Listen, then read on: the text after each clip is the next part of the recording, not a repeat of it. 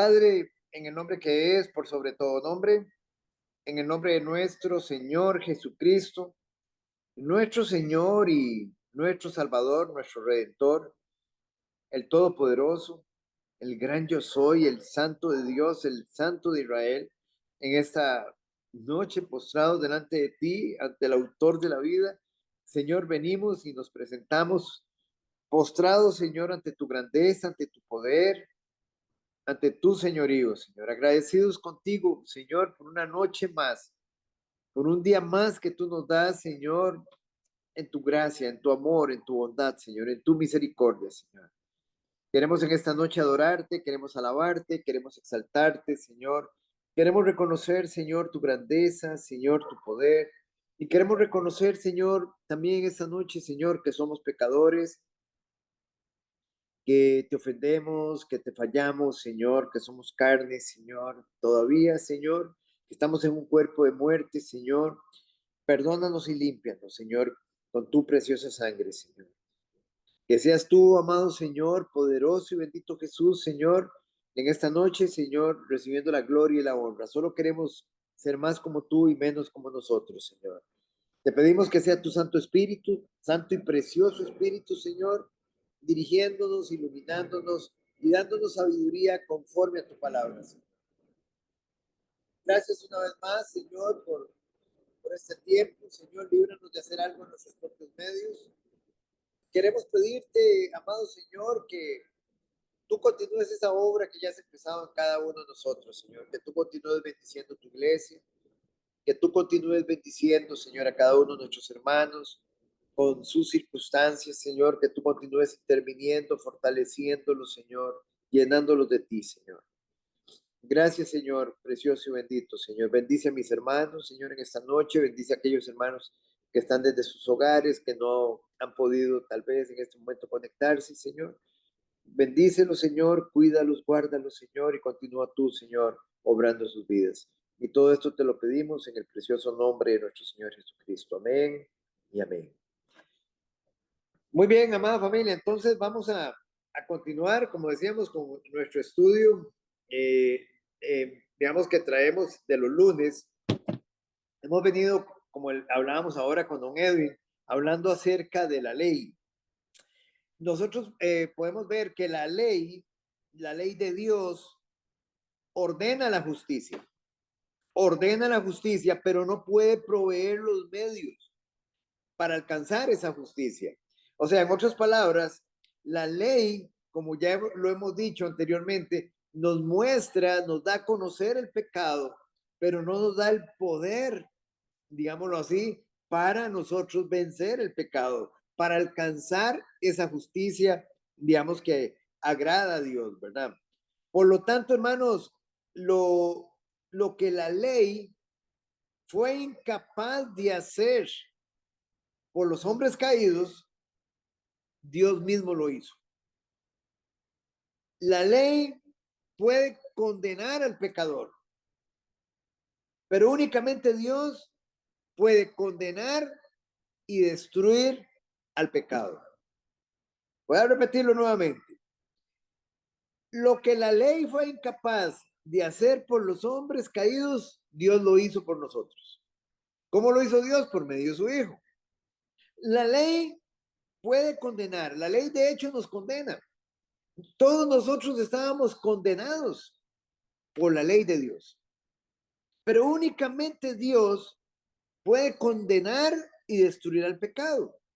Y eso es lo que Él ha hecho a favor de quienes confían en su Hijo. Todos los que estamos en esta noche acá hemos confiado en Jesús, hemos entregado nuestras vidas a Él, hemos confiado en su persona, en todo lo que Él es, y hemos confiado en su obra en la cruz, en su muerte y en su resurrección. Al poner nuestra confianza en Él, recordemos que Él fue quien vino en semejanza de carne de pecado. ¿Qué quiere decir eso? En una naturaleza humana. Él vino en semejanza de carne, dice la palabra de Dios. En semejanza de carne de pecado, en una naturaleza humana, pero sin pecado. pero sin pecado. La razón principal de su venida fue justamente a causa del pecado. Esa es precisamente la razón por la que Él viene. Nosotros oímos muchas veces a muchas personas que no tienen una claridad acerca de la venida de Jesucristo. Creen que nuestro Señor Jesucristo, Él vino a sanar enfermos, Él vino a echar fuera demonios, Él vino, digamos, a hacer un montón, a darnos a conocer cómo vivir, digamos un ejemplo, pero se olvidan que la razón principal por la que vino nuestro Señor Jesucristo fue a causa de nuestro pecado, para ofrecerse en propiciación. Recuerden lo que significa esa palabra, propiciación.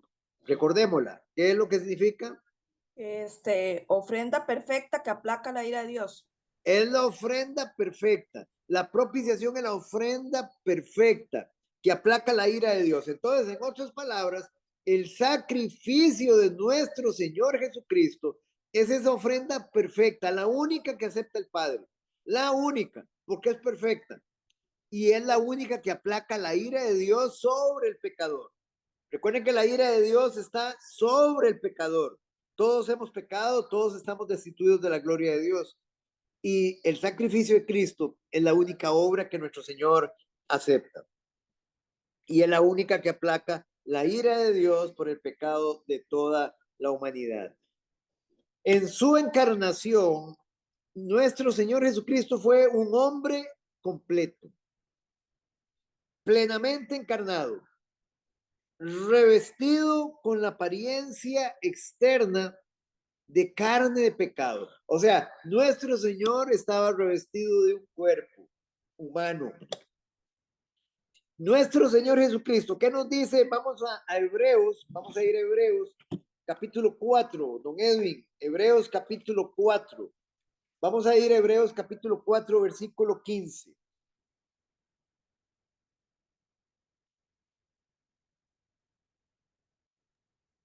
Ya voy, Oscar. Sí.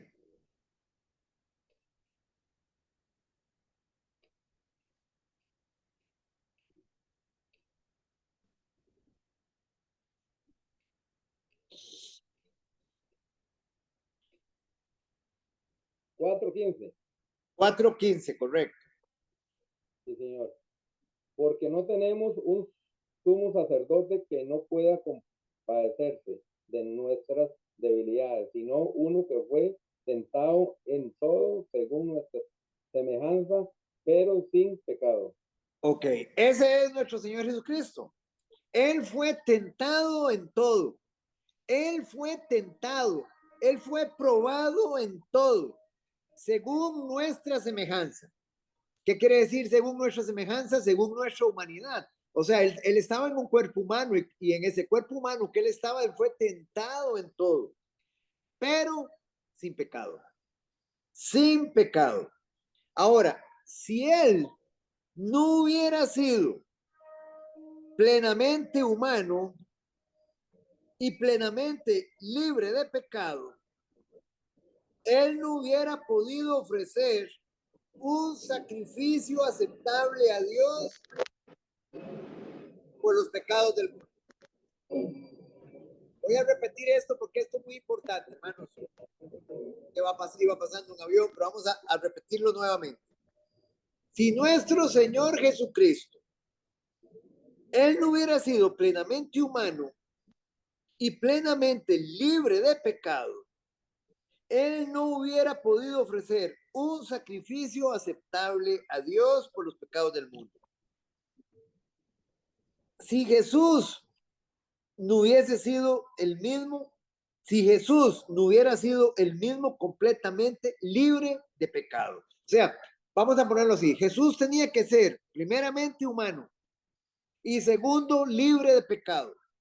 Perfecto, para que él pudiera ofrecer ese sacrificio. Ahora, ¿qué hubiera pasado? Digamos un ejemplo. Ya esto es algo que nosotros hemos mencionado. Si Jesús solo hubiese venido como Dios, si Jesús, o sea, como Dios, estamos hablando no en su naturaleza humana, sino como Dios, a como se le apareció a Josué, a como se le aparecía a Moisés, a como se le aparecía, se le apareció a nuestros antepasados. Si Él no hubiese venido de esa forma, digámoslo así, digamos, humana, sino divina solamente, ¿qué hubiese pasado, digamos, en ese momento? ¿Qué hubiese sucedido? Es algo que ya lo hemos explicado. A ver, alguien que me diga, ¿qué hubiera pasado si Jesús solo hubiese llegado como Dios, como Él se le presentó a Josué, por ejemplo, en el capítulo 5, por ejemplo, como Él se le presentó a Gedeón, como Él se le presentó en este caso también a Moisés, digamos, que se le presentó en todo su esplendor, en toda su gloria? Si Él hubiese venido como Dios, ¿qué hubiese pasado? Y no hubiese venido como humano.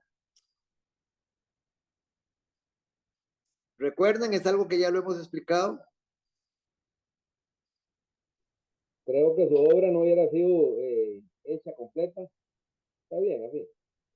Recuérdense que si Él hubiera venido solo como Dios y no como humano, Él no hubiera podido morir. ¿Me entienden el punto? Él como Dios no puede morir. Él es Dios. Él es la fuente de la vida.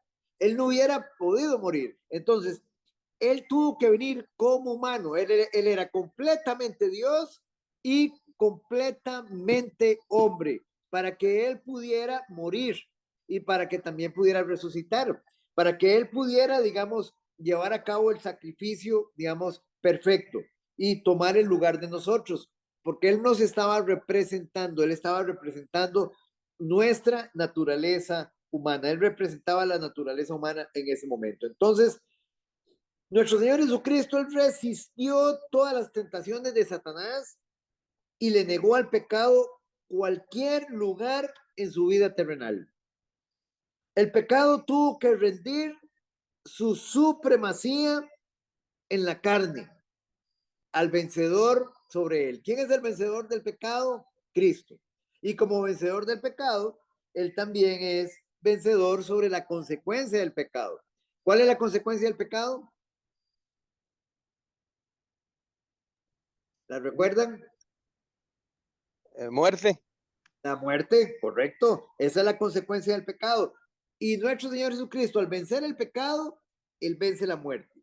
Entonces, nuestro Señor Jesucristo, Él llegó a ejercer soberanía sobre el pecado y sobre su consecuencia, la muerte. Quienes confían en Cristo no solamente son salvados de la paga del pecado.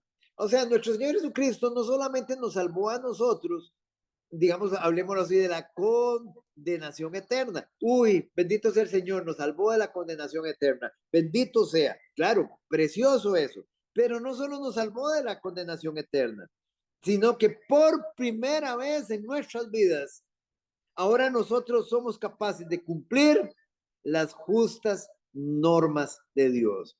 O sea, Él no solamente nos salva del pecado, sino que también nos salva del poder del pecado. No solo nos salva de la condenación eterna, sino del poder del pecado. ¿Qué quiere decir eso? Que ahora nosotros podemos cumplir con lo que Dios nos demanda a través de la ley. Eso es muy importante, a través de las Sagradas Escrituras. Y si bien es cierto que la carne de un creyente, hermano, sigue siendo débil y sigue siendo sujeta al pecado, no obstante, su hombre interior, nuestro hombre interior, ha sido creado de nuevo. Nosotros somos una nueva creación de Dios internamente, externamente no, internamente. ¿Dónde nos dice eso? Vamos a ir a dos pasajes. Vamos a ir primeramente a Corintios, a 2 Corintios, al capítulo, vamos a ir al capítulo 5. 2 Corintios, capítulo 5, doña Elisa. 2 Corintios, capítulo 5, versículo 17. Dice, de modo que si alguno está en Cristo, nueva criatura es. Las cosas viejas pasaron. He aquí, todas son hechas nuevas. Muy bien, entonces la palabra de Dios nos dice que nosotros somos nuevas criaturas, somos una nueva creación de Dios.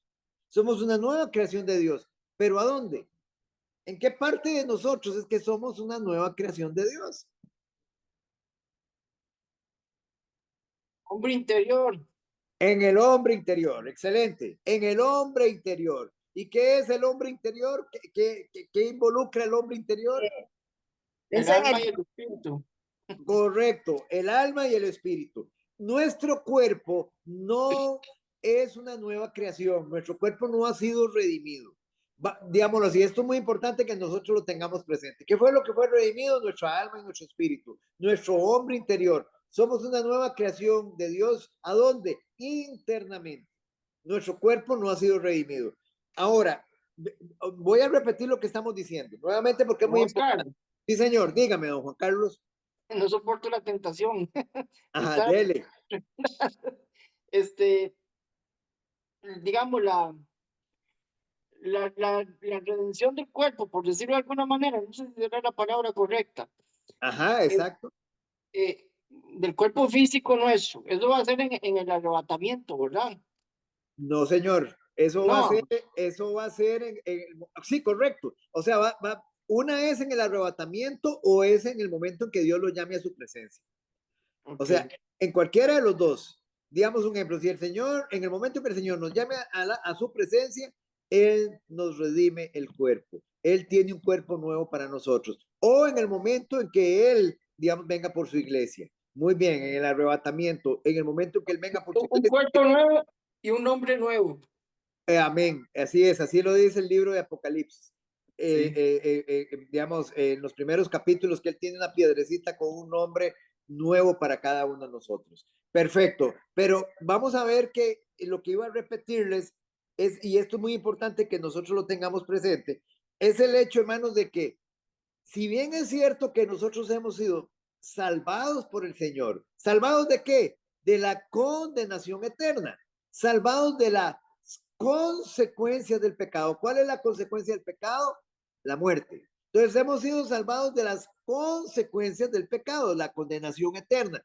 Pero el Señor no se quedó solo ahí, sino que también en el momento que nosotros fuimos redimidos, que nuestro hombre interior fue redimido, recuérdense que Él puso su Espíritu Santo dentro de nosotros, nos regeneró para que nosotros ahora, por primera vez en nuestras vidas, pudiéramos cumplir las normas justas de Dios. ¿Entendemos esa parte, lo que estamos diciendo?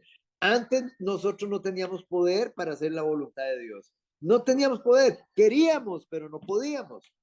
Teníamos toda la mejor intención, pero no podíamos. Y eso ya nosotros lo vimos y repasemos un momentito. Vimos el pasaje, Romanos capítulo 8.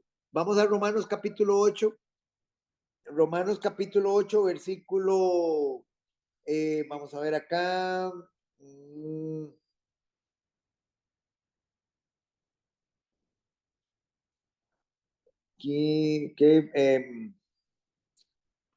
Permita, es que estaba en el 6. Permita, aquí. Romanos capítulo 8, versículo 7. No sé si doña Alba puede, digamos, puede leer o digamos, o solo está en escucha. Y Chari, buenas noches a ambas, que el Señor les bendiga. No sé si pueden participar o si no, digamos, aquí continuamos haciendo el rol. Siempre me gusta preguntarles. Hola, buenas noches, don Oscar, a todos. Bendiciones. Bueno, ahorita yo estaba también con problemas técnicos. No, ahorita paso de leer y me disculpan. No se preocupe, más bien, muchas gracias, muchas gracias. Chari, Bueno, buenas noches. Don Oscar, en mi caso, yo puedo, pero soy muy lenta para pasar a un lado, entonces yo prefiero escuchar a los hermanos e ir apuntando todo. Muchísimas gracias, amada hermana. No se preocupe, no se preocupe. Y ahí tenemos a doña Marcela también. Buenas noches, doña Marce. Buenas noches a todos. Que el Que Señor Dios le los bendiga. bendiga. Amén. Doña Marce, Que nada Dios más nos pregunto. alimente bastante el día Amén. de hoy. Oyente, perfecto, excelente. No se preocupe, tranquilita, no se preocupe. Oscar, Entonces, yo. sí, Elisa, léame por favor Romanos capítulo 8, versículo 7. Ok, dice, por cuanto los designios de la carne son enemistad contra Dios, ¿por qué no se sujetan a la ley de Dios ni tampoco pueden? Ahí, muy bien. Porque los designios de la carne porque la voluntad de la carne son enemistad contra Dios, porque no se sujetan a la ley de Dios ni tampoco pueden. O sea, un impío, una persona que no tiene Cristo, por más que quiera cumplir con la ley de Dios, no puede. Esto es muy importante que la gente lo sepa. No pueden, intentan. Los religiosos, los moralistas, ellos intentan cumplir la ley de Dios, pero no pueden. No pueden, no pueden, no tienen el poder. ¿Quién tiene el poder? El creyente. ¿Quién tiene el poder? Aquel que ha sido redimido por la sangre de nuestro Señor Jesucristo, por su muerte y por su resurrección. Aquel, digamos, que tiene morando dentro de sí al Espíritu Santo. Es muy importante. El resto de las personas no tiene ese poder. Ahora, ¿dónde podemos ver eso? ¿Dónde lo podemos ver? Vean ustedes, por ejemplo, en Ezequiel, vamos a Ezequiel y nuevamente lo vamos a repasar. Ezequiel, capítulo 36. Ezequiel, capítulo 36.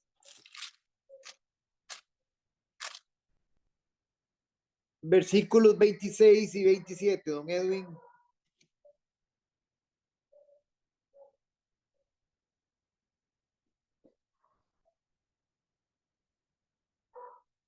Este pasaje nos muestra el perdón, capítulo 36, versículos 26 y 27, don Edwin.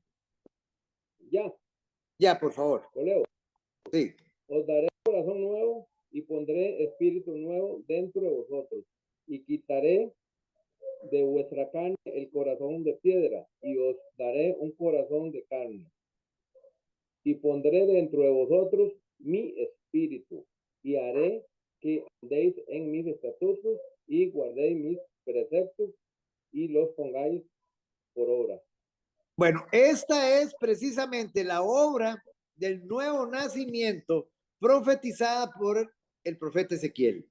Vean ustedes aquí, ¿qué es lo que sucede en el nuevo nacimiento? ¿Qué es exactamente para todos aquellos que tenemos la convicción de que somos creyentes?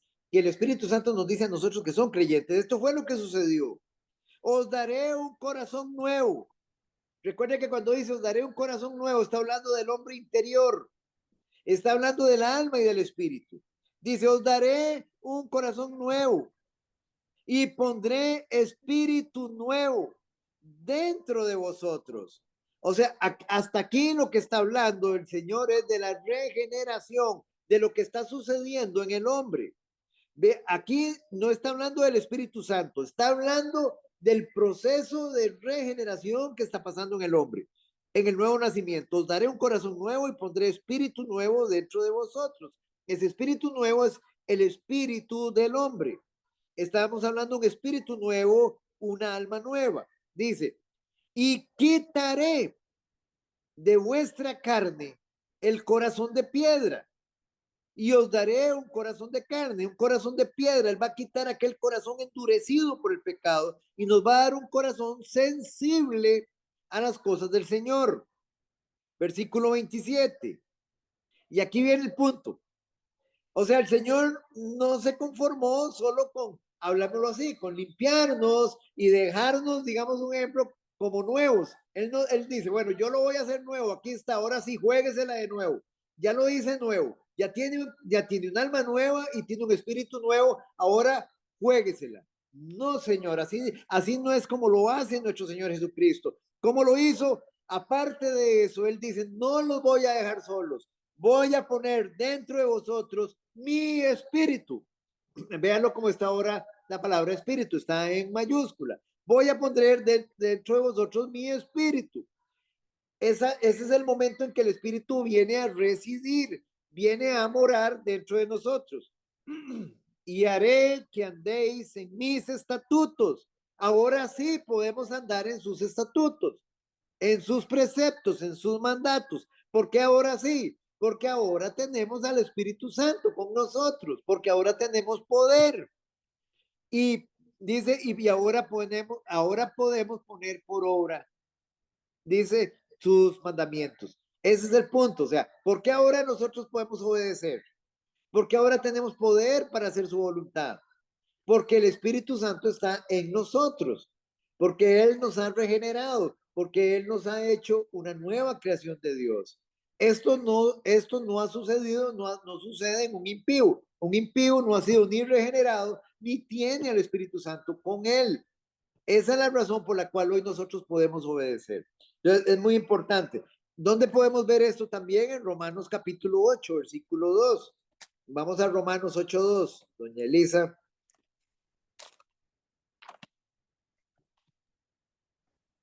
8 dice, porque la ley del Espíritu de vida en Cristo Jesús me ha librado de la ley del pecado y de la muerte.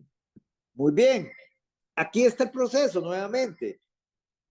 Porque la ley, vamos a leer desde el 1, voy a leerles desde el 1, dice, ahora pues, ninguna condenación hay para los que están en Cristo Jesús. Para los que están. Pero entonces hagámonos la pregunta. ¿Y qué pasa con los que no están en Cristo Jesús?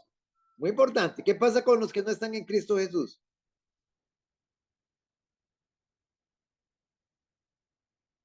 Familia, a ver, o sea, nuevamente la pregunta. Ahora pues ninguna condenación hay para los que están en Cristo Jesús. Ninguna condenación hay para los que están en Cristo. Pero los que no están en Cristo, entonces, ¿cuál es su estado? Estarían en muerte. condenación. Es correcto, correcto. Están condenados, están bajo condenación. ¿Desde qué momento, Chari? ¿Desde qué momento? ¿Sí?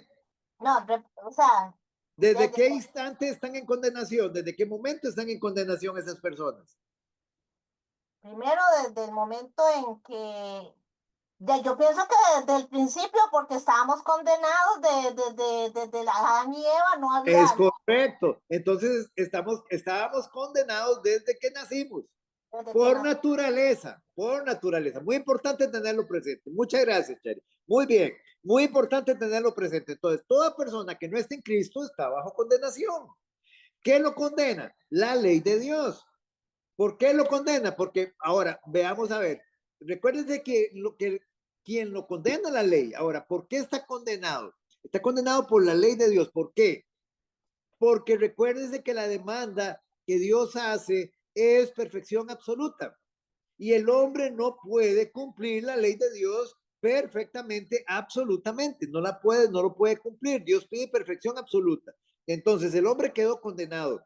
Él nace con una naturaleza pecaminosa que desde el momento, digamos, que nace, ya está destinado para pecar. Y como está destinado para pecar, está destinado a la condenación eterna. Muy importante que tengamos presente eso. Entonces, el único que puede cambiar esa condición es Cristo en nosotros. Es cuando nosotros confiamos en Cristo, confiamos en su persona y en su obra. En ese momento, cuando hemos puesto nuestra confianza en Él, en todo lo que es Él, como decíamos ayer, como decía ayer el pastor que nos entregó el mensaje, cuando nosotros confiamos en que Él es la imagen del Dios invisible, que Él es el creador del universo, que Él creó todas las cosas que por su voluntad existen y fueron creadas, que todo ha sido creado por medio de Él y para Él, y que por medio de su obra, su muerte y su resurrección, que hemos sido trasladados del reino de las tinieblas a la luz, para que ahora podamos andar en un andar, digamos, en un andar digno delante de Él. Entonces, es por Él que ahora nosotros no estamos bajo condenación. Es por Él, únicamente aquellos que están en Cristo Jesús. Entonces dice, los que no andan conforme a la carne.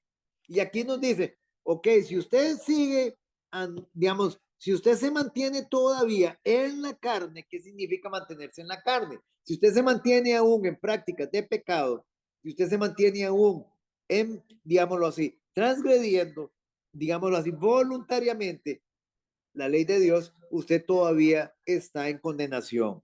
Si no los que andan conforme al Espíritu. Versículo 2, que fue el que leyó doña Elisa. Porque la ley del Espíritu de vida en Cristo Jesús, y aquí nuevamente hacemos la pregunta, ¿cuál es esa ley del Espíritu de vida en Cristo Jesús? ¿Cuál es esa ley? ¿Cuál es esa ley? ¿Cuál es la ley del Espíritu de vida en Cristo Jesús?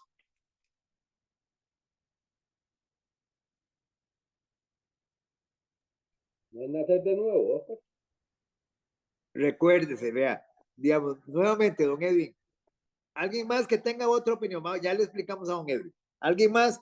¿Qué es la ley del Espíritu de vida en Cristo Jesús? Está muy cerca, don Edwin, estás muy cerca. Pero, ¿qué significa eso? Digamos, la ley del Espíritu de vida en Cristo Jesús es cuando el Espíritu Santo viene a morar dentro de nosotros. Edwin tiene razón, es en la regeneración, pero es cuando el Espíritu Santo viene a residir, viene a morar, viene a habitar dentro de nosotros. Entonces ahora estamos bajo la ley del Espíritu de vida en Cristo Jesús. ¿Quién está bajo la ley de la vida, de vida en Cristo Jesús? El que está en Cristo Jesús, el que ha nacido de nuevo, el creyente, el que no anda en la carne, el que anda en el Espíritu. ¿Está claro, familia? Ese es el que está, digámoslo así, en la ley del Espíritu de vida en Cristo Jesús. Y es el Espíritu Santo que reside en mí, quien me ha librado de la ley del pecado. Es Él el que me libra de la ley. Ahora, ¿qué significa que me libra de la ley del pecado? Recuérdese que el pecado en sí es un poder, es una ley. Desde que Adán pecó, Adán y Eva pecaron, quedaron bajo una naturaleza pecaminosa, quedaron bajo un poder del pecado, bajo la ley del pecado. Y de ahí todos sus descendientes hemos nacido bajo el poder del pecado, bajo la ley del pecado. Todos nacimos bajo la ley del pecado. Y esa ley del pecado, el único que la puede romper es el Espíritu Santo en nosotros. No hay nadie más. Por eso, digámoslo así, los moralistas, los religiosos, no pueden vencer el pecado. ¿Por qué? Porque no tienen al Espíritu Santo, porque ellos siguen confiando en sus propios esfuerzos, en sus propios medios para lograrlo. ¿Hay alguna duda? Porque esto es muy importante, hermanos. Ahí es donde ustedes se dan cuenta. Cuando ustedes ven a un hermano que está vencido en el pecado, que sigue vencido, que sigue, digamos, de alguna forma completamente en una frustración, esa persona puede hacer que no haya nacido de nuevo. Puede hacer que esa persona sí se agrada de estar en la iglesia. Él se siente bien de escuchar la palabra, pero él todavía no ha puesto su confianza en la persona de Cristo. No ha puesto su confianza en la vida perfecta de Cristo. No ha puesto su confianza en la muerte de Cristo que paga el pecado. Y no ha puesto su confianza en la resurrección, que es la que nos justifica para nosotros nacer de nuevo. ¿Me entienden el punto? Hay personas que no se apropian de estas verdades, y mientras que yo no me apropie y no lo crea, yo no voy a tener victoria sobre el pecado. ¿Comprendemos, familia? Ese es muy importante. Entonces, ¿por qué somos vencedores? Porque hemos puesto nuestra confianza en Cristo y en su obra, en la persona de Cristo y su obra. El Espíritu Santo vino y entró en nosotros. Y ahora estamos bajo la ley del Espíritu de vida en Cristo Jesús. Y fue el Espíritu Santo el que rompió el poder del pecado. Solo Él puede romperlo, familia. No, nosotros no lo podemos hacer en nuestros propios medios, solo Él. Entonces, por eso les digo que todo aquel que diga que es creyente, no venga con la excusa de que no puede con el pecado. No venga con esa excusa, porque tiene al más grande ayudador del universo con nosotros. Tenemos al Paracleto con nosotros. Tenemos al más grande ayudador al lado de nosotros. No hay razón, hermanos, para seguir esclavos del pecado. No hay razón. Esta verdad tenemos que apropiarnos. No hay razón. Ahora tengo poder. ¿Cómo hago para, digamos, siempre estar empoderado? Oración. La oración, una. Y lo otro es ir a la palabra, para siempre que la palabra de Dios abunde en mí y estar lleno del Espíritu. Recuérdese que la plenitud del Espíritu, el andar en el Espíritu, lo vamos a lograr mediante ¿qué? Mediante la abundancia de palabra en nosotros. Ahí estamos. Muy bien. Entonces, ningún cristiano es perfecto. Eso ya nosotros lo sabemos. El mismo apóstol Juan lo dice, que todo aquel que diga que no tiene pecado es un mentiroso. Eso lo dice el apóstol Juan. Entonces, el cristiano no estamos hablando de que es perfecto, pero tampoco, digámoslo así, él no va a ser perfecto durante su vida terrenal, pero no tiene excusa alguna para pecar. No tiene excusa alguna. Él está combatiendo continuamente, dice, hasta la sangre contra el pecado. Y vamos a ir a esos dos pasajes. Vamos a ir primero a Primera de Juan. Veamos Primera de Juan. Es que muchas veces la gente de afuera llega y nos ve. Es cierto que ya nosotros no tenemos una licencia para pecar. Tenemos ahora poder para vencer al pecado. Pero aún así, nosotros seguimos siendo débiles en el pecado. Todavía estamos en un cuerpo de muerte. En Primera de Juan, en el capítulo, ya les digo, capítulo 1, versículo 8, don Edwin, capítulo 1, versículo 8 de Primera de Juan. Y yo con mucho gusto, Juan Carlos no lo he puesto, por qué cosa. Sí, es que él nos pidió que estuviéramos, que él iba a estar de oyente. Por eso no lo... 1:8. Sí, correcto. Ajá, voy. Ajá. Si decimos que no tenemos pecado, nos engañamos a nosotros mismos y la verdad no está en nosotros. La pregunta es, ¿a quién le está hablando el apóstol Juan? Qué bueno. Le está hablando a la iglesia. Le está hablando a la iglesia. Entonces nos está hablando a nosotros. Y él dice, vea, no digan que no tienen pecado, porque todavía estamos en este cuerpo de muerte. Vamos a fallar, pero ya no somos practicantes de pecado.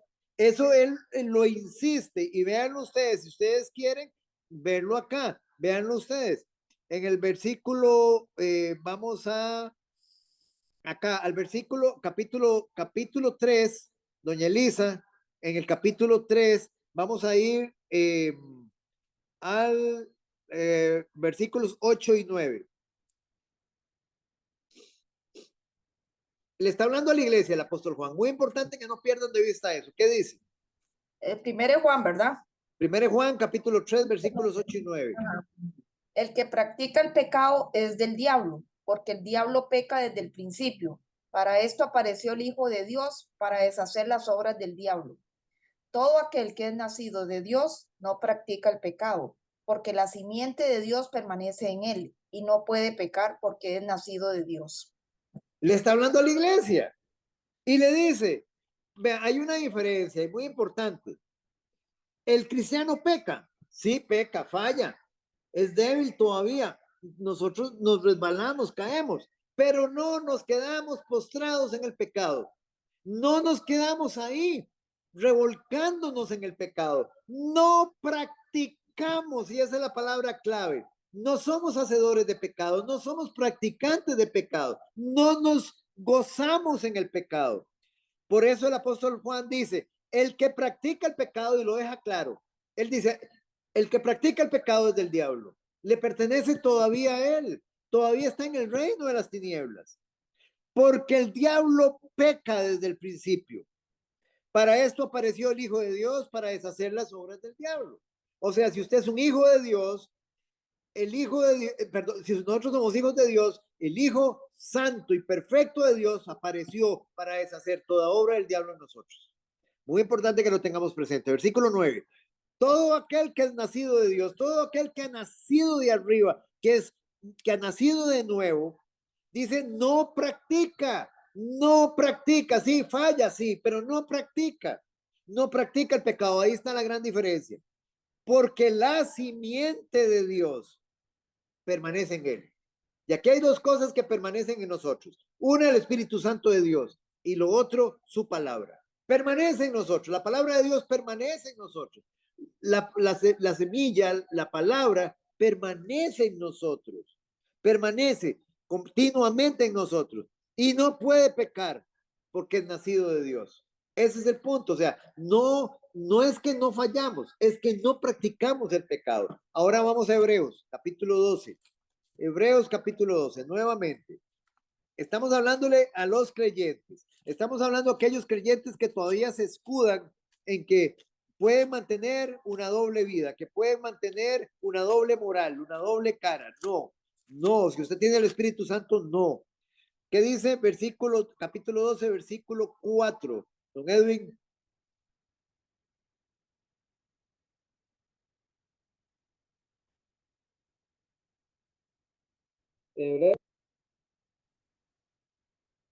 Hebreos 12, 4. Ajá. Porque aún no habéis resistido hasta la sangre, combatiendo contra el pecado. Ahí paremos, ahí paremos. Entonces la pregunta es esta. Cuando nosotros fallamos, hagámonos la siguiente pregunta. Yo me creo creyente, yo tengo convicción de que soy creyente, pero si yo soy creyente y fallo, lo primero que tengo que preguntarme es, ¿estoy combatiendo hasta la sangre por ese pecado? ¿Estoy combatiendo hasta la sangre y realmente estoy agonizando por no hacerlo? ¿O me fue fácil hacerlo? Me fue sencillo hacerlo. Ni siquiera sentí nada cuando lo hice. Ese es el punto. ¿Me entienden? Eso y esa convicción nos la da Dios mismo en nuestro corazón. O sea, ¿qué tanto está combatiendo usted contra el pecado? Ahora, ¿combatimos en nuestros propios esfuerzos? No, en el poder del Espíritu. Porque nosotros en nuestra propia carne estamos vencidos. Ese es el punto. Entonces, ningún cristiano será perfecto durante su vida terrenal. Pero no tiene excusa alguna para pecar. ¿Por qué razón? Porque cuenta con el poder de Dios mismo para resistir el pecado. Y entonces, si usted dice es que no, es que es tan difícil, entonces usted todavía no ha llegado a los pies del Señor. Porque usted tiene el Espíritu, usted tiene que confiar en el Espíritu. Usted lo tiene con usted. Él es el que le da el poder. Vean que esto mismo nos lo garantiza el mismo apóstol Juan nuevamente. ¿A dónde nos lo garantiza? Vamos a Primera de Juan nuevamente, capítulo 4. Primera de Juan, capítulo 4. Esta es una garantía. Usted es un creyente y usted tiene esta garantía. Capítulo 4, versículo 4, doña Elisa. Dice, hijitos, vosotros sois de Dios y los habéis vencido, porque mayor es el que está en vosotros que el que está en el mundo. Mayor es el que está en vosotros que quien está en el mundo. La pregunta es, ¿quién es ese que es mayor que está en nosotros? Cristo. El Espíritu Santo. Él es el que es mayor que está en nosotros. Pero, Chari, usted tiene razón, porque vea el punto. Recuerde, vamos a, para que vea que lo que usted me está diciendo también está bien, pero vamos a ponerlo así. A través del Espíritu Santo, nosotros tenemos a las otras dos personas de la Trinidad con nosotros. Tenemos al Padre y tenemos al Hijo. ¿En qué pasaje nos dice eso? Nuevamente, vamos a Juan. Vamos a Juan para que vean ustedes que nosotros tenemos a la Trinidad Divina viviendo en nosotros. Juan 14. Juan 14. Y esto es lo importante, que ustedes, o sea, le den el valor a esto, hermanos. Juan 14, versículo, vamos a ver acá, vamos aquí, permítame un segundito, aquí, vamos a Juan 14, 23, Juan 14, 23, oigámoslo. Don Edwin. Sí, dice así. Respondió Jesús y le dijo, el que me ama, mi palabra guardará, y mi Padre le amará, y vendremos a él, y haremos morada con él. Entonces la pregunta es esta, vean. Oigan, nuevamente, leámoslo despacito. Respondió Jesús y le dijo. Es Jesús el que lo está diciendo. Dice, el que me ama, mi palabra guardará. Usted dice que usted ama a Dios, usted dice que usted no ama, usted obedece. Punto. Si usted no obedece los mandamientos de Dios, usted no lo ama. Juan 14, 15 dice lo mismo. Si me amáis, guardad mis mandamientos. Entonces, si yo digo que amo a Dios, yo obedezco. Yo guardo su palabra. Y vean la promesa. Dice, nuevamente, el 23. El que me ama, mi palabra guardará. Y vean la promesa. y mi Padre le amará. Y vendremos, plural, y vendremos. ¿Quiénes? ¿Quiénes van a venir? El Padre y el Hijo. Dice, a Él, y haremos morada con Él. ¿Qué quiere decir morada con Él? Vamos a residir en Él, en el creyente. Entonces, ¿quiénes van a venir a morar en nosotros? El Padre y el Hijo. El Espíritu del Padre y el Espíritu del Hijo. ¿Junto a quién? Junto al Espíritu Santo que ya está en nosotros, que lo recibimos. ¿En qué momento? Cuando nacimos de nuevo. Entonces, nosotros somos portadores de la Trinidad divina. Nosotros somos templo de Dios, del Dios viviente. Somos santuarios del Padre, del Hijo y del Espíritu Santo, hermanos. Vean, esa es la realidad, hermanos, que vive un creyente. Por eso nuevamente les digo, entonces, ¿cómo un creyente puede seguir viviendo una vida, un estilo de vida como el que vivía anteriormente? No puede, porque él ya ahora está habitado por la Trinidad divina. Él ahora tiene poder para vencer el pecado, no para vivir una vida perfecta. Él lo tiene para vivirla, pero todavía estamos en un cuerpo, no lo vamos a lograr todavía. Es un trabajo, es una obra del Señor. Pero ¿qué dice Filipenses capítulo 1, versículo 6? Vamos a ver qué dice Filipenses. Esa obra que ya el Señor empezó, y ustedes sí saben ese versículo, ¿verdad? Ustedes se lo saben. Filipenses capítulo 1, versículo 6, ¿qué dice? Doña Elisa. Dice, estando persuadido de esto, que el que comenzó en vosotros la buena obra, la perfeccionará hasta el día de Jesucristo. ¿Se dan cuenta, hermanos? O sea, estando persuadido. ¿Qué significa estando persuadido? Vea que Pablo está usando una palabra preciosa. Estando persuadido. ¿Qué significa estar persuadido? Estar convencido. Pablo está convencido. Dice Pablo, dice, estando convencido, yo estoy convencido de esto, que el que comenzó en vosotros la buena obra, dice, la perfeccionará hasta el día de Jesucristo. Entonces, el creyente va a ir así, el creyente va en un crecimiento continuo. Él va hacia arriba, un crecimiento continuo hacia la perfección. ¿Hasta qué día? Hasta el día que Él nos llame a su presencia. Hasta el día que Él nos llame a su presencia. Entonces, hay una realidad, no somos perfectos. El cristiano no es perfecto. El cristiano falla. Vamos a fallar en nuestra debilidad, pero recuérdense, involuntariamente.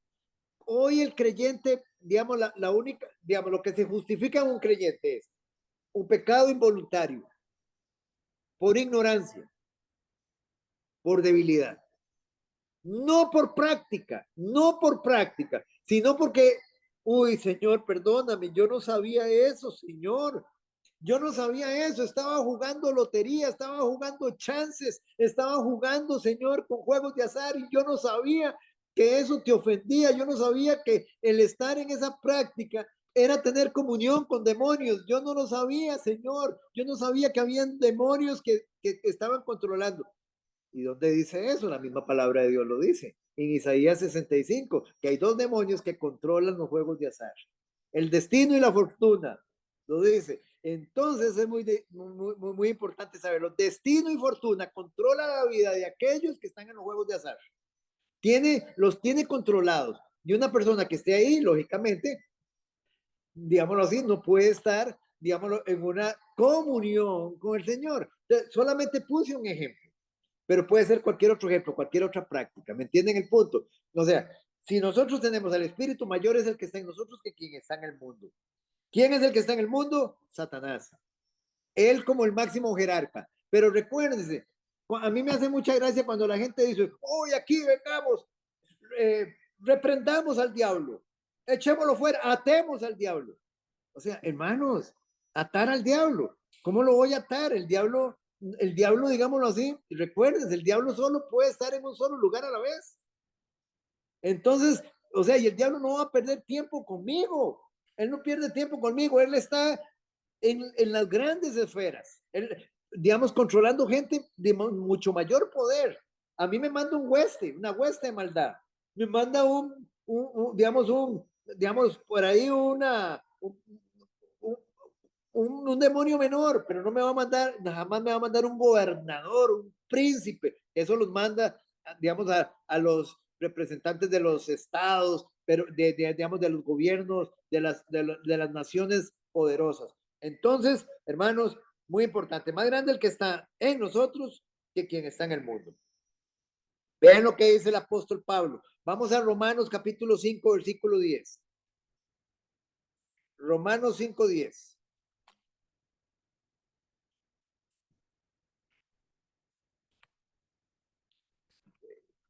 Doña Elisa. Dice, porque si siendo enemigos fuimos reconciliados con Dios por la muerte de su Hijo, mucho más, estando reconciliados, seremos salvos por su vida. Mire, Pablo está diciendo aquí lo mismo que hemos estado hablando. Pablo está diciendo, vean familia, recuérdense, cuando éramos enemigos de Dios, cuando estábamos completamente desafiando a Dios abiertamente, voluntariamente, fuimos reconciliados con Dios por la muerte de su Hijo. Él nos reconcilió por la muerte de su Hijo, derramó su amor y éramos enemigos de Él.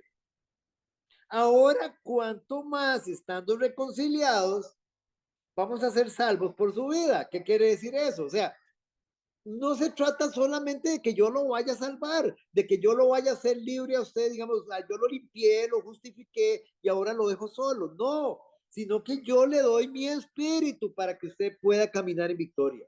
Por eso es que no hay excusa, hermanos. O sea, el Señor no solamente nos limpió, no solo agarró el acta de los decretos que nos era contraria y la clavó en la cruz, perdonándonos, limpiándonos y haciéndonos nuevas criaturas, y dijo, ahora sí, juéguesela. No, sino que nos dejó a su espíritu para que nosotros andemos en victoria haciendo la voluntad de Dios, cumpliendo sus preceptos, sus mandatos. Está claro esta parte, hermano, muy importante que la tengamos presente. O sea, el Señor en ningún momento, vea, la salvación de principio, desde el principio, Él nos escogió desde antes de la fundación del mundo. Ahí tenemos lo primero. Escogidos desde antes de la fundación del mundo. Fuimos entregados a nuestro Señor Jesucristo como un regalo del Padre. El Padre nos entregó. ¿Cuándo hizo ese regalo el Padre? ¿Cuándo le hizo ese regalo el Padre al Hijo? ¿En qué momento? ¿En qué momento fuimos entregados al Padre? Al Hijo. El Padre entregó al Hijo a todos los escogidos. ¿En qué momento? Cuando resucitó. ¿Perdón? En el Cuando momento resucitó. que aceptamos a Jesucristo, No. no. No, ahora vamos a ver por qué no, doña Alba. Okay. Muy bien, ahorita vamos a ver. Me vuelvo a hacer la pregunta, vea. Recuerden, fuimos escogidos desde antes de la fundación del mundo. ¿Dónde dice eso? En el libro de los Efesios. Escogidos antes de la fundación del mundo. En el libro de Romanos, en el capítulo 8 también. Ahorita lo vamos a leer. Fuimos escogidos ahí. La pregunta que yo les estoy haciendo es, fuimos escogidos y dados como un regalo. Fuimos dados como un regalo a nuestro Señor Jesucristo. Fuimos dados como un regalo. ¿En qué momento fuimos entregados como un regalo? Yo pienso que en el momento en que Jesús murió en la cruz. Eso le iba a decir ya. Ok. ¿Ustedes alguien más que quiera opinar? Yo pensé lo mismo ahorita, que en el momento que Jesús ya culminó todo en la cruz del Calvario. Ok. Oscar, Sí, otro detalle. Sí, perdón, don Juan Carlos. Otro detalle muy importante es que el Señor, en su, ¿cómo se llama esa cualidad que él tiene de que él sabe el futuro? Presciencia. En la presencia de él. Presciencia. Sí, en la presencia. Presciencia. Eso mismo, sí.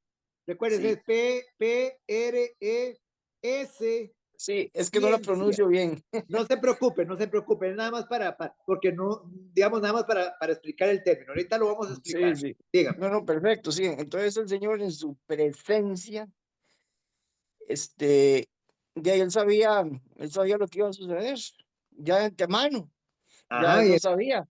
y entonces, Entonces, en el momento en que Cristo muere en la cruz y el Espíritu Santo es derramado sobre los apóstoles, yo pienso que ahí es donde ya estábamos de antemano escogidos, pienso ajá. yo, pero bueno, Mire, usted conoce más. le anduvo cerquitica, Juan Carlos, vea. Recuerde, porque usted mencionó el término que nos va a dar la respuesta. Él nos escogió a nosotros. Vamos primero un momentito a Efesios para ver esto. Veamos Efesios. Don Oscar, me permite, pero Sí. yo creo que no fue cuando aceptamos, o sea, fue en el momento para mí, ¿verdad? Para mí, cuando Ajá. él empezó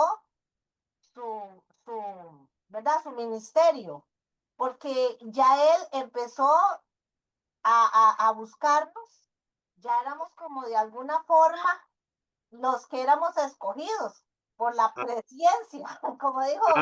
Vea, anda muy cerquita, Chari, muy cerquita, Okay, pero vea, mire el punto, vea. Si él nos escoge, digamos, si él, digamos, vamos a poner un caso, si Jesús, cuando él va a la cruz, ese es el momento, digamos, donde ese regalo es dado a Cristo por el Padre. Entonces quiere decir que Jesús nunca supo quiénes eran los que el Padre le iba a dar. No, nuestro Señor Jesucristo sabe eso desde antes de la fundación del mundo. Él conoce ese regalo, pero no me crean, por favor, lo vamos a ver con versículos. Él conoce ese regalo desde antes de la fundación del mundo. Vean, vamos primero a Efesios capítulo 4, ¿qué dice? Don Edwin lo tiene a mano, Efesios capítulo 1, versículo 4. 1:4. Sí, correcto. Dice aquí, uno se escogió él antes de la fundación para que fuésemos más adelante de él. Muy bien, ahí, dejémoslo acá un momentito. Según nos escogió en él.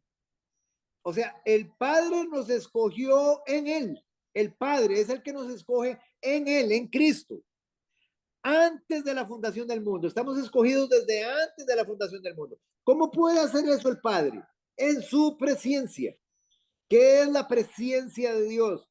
El previo conocimiento que Dios tiene de todas las cosas. Dios está fuera del tiempo. Para Dios nosotros somos un producto terminado. Aunque nosotros ahorita estemos en vida, para Dios ya Él vio el final mío. Él ya conoce mi final. Conoce el final de Chari, conoce el final de Doña Marcela, conoce el final de cada uno de nosotros. Incluso Él conoce el final de Annelies. Ya lo conoce desde antes de la fundación del mundo, en su presencia. Entonces Él está viendo en Cristo a aquellos que rindieron sus vidas a Cristo, que se rindieron a su palabra. Cuando la palabra de Dios, el Señor le entregó en su gracia y entregó la convicción del Espíritu Santo a esa persona, y esa persona respondió al su llamado, el Señor, el Padre, vio eso y me escogió desde ahí. ¿Entienden el punto, familia? Eso es lo precioso. Él nos escogió desde antes de la fundación del mundo. Eso es lo que nos dice eso. Ahora vayámonos para que usted vea. No, Oscar, Sí, señor. Dígame.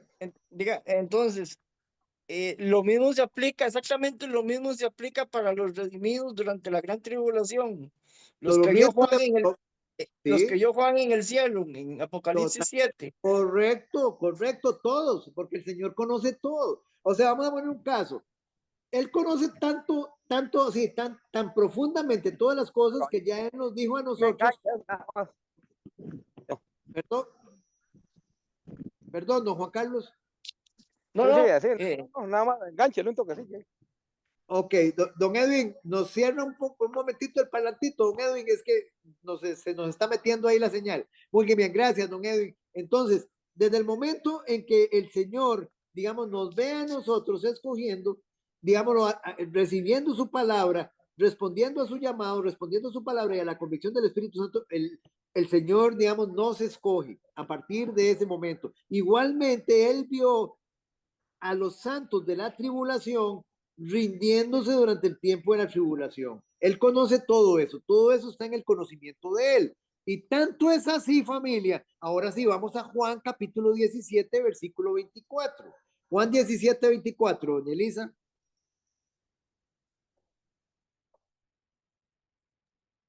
Dice, Padre, aquellos que me has dado, quiero que donde yo estoy, también ellos estén conmigo, para que vean mi gloria que me has dado, porque me has amado desde antes de la fundación del mundo. ¿Qué les parece, familia? Esta es la oración sacerdotal de nuestro Señor Jesucristo, la que él hizo en el aposento alto. La noche antes de ser entregado, el Señor oró y él dijo lo siguiente: Padre, aquellos que me has dado. ¿En quién estaba pensando él? Solo en los discípulos que tenía ahí.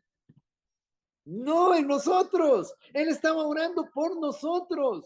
Y esto es precioso, familia.